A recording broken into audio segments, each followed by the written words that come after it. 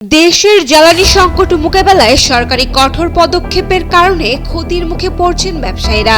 অফিসের সময় কমিয়ে সকাল 9টা থেকে বিকেল 4টা পর্যন্ত করার পাশাপাশি ব্যাংক সেবা 3টায় সীমাবদ্ধ করেছে সরকার। এছাড়া বাজার, দোকান ও শপিং মল সন্ধ্যা 7টার মধ্যে বন্ধের নির্দেশনা দেওয়া হয়েছে। তবে ঔষধ ও খাবারের মতো জরুরি পরিষেবা এই নিয়মের বাইরে। এদিকে সন্ধ্যার মধ্যে দোকান বন্ধের নির্দেশে বিপাকে পড়েছেন ব্যবসায়ীরা। দোকানদাররা বলছেন ক্রেতা বিকেল থেকেই আসা শুরু করে, তাই বাজার সন্ধ্যায় বন্ধ হলে ব্যবসা বড় ক্ষতির মুখে পড়বে। সন্ধ্যার পরে হচ্ছে মার্কেটে, তালতলা মার্কেটে হচ্ছে গিয়ে সন্ধ্যার পরে কাস্টমার আসতেছে।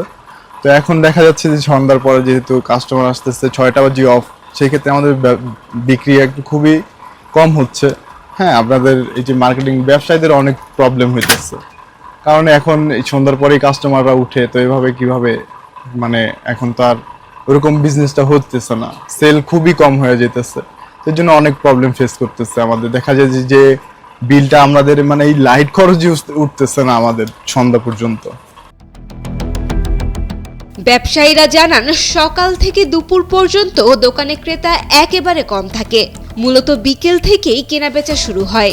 পদ্মা সেতু, মেট্রো রেল এবং এলিভেটেড এক্সপ্রেসওয়ে নির্মাণের গর্বিত অংশীদার বসুন্ধরা সিমেন্ট। কাস্টমার তো 6টা বাজে আসে না, কাস্টমার উঠে আপনার আসরের পরের থেকে সারাদিন সবাই চারকিতে থাকে।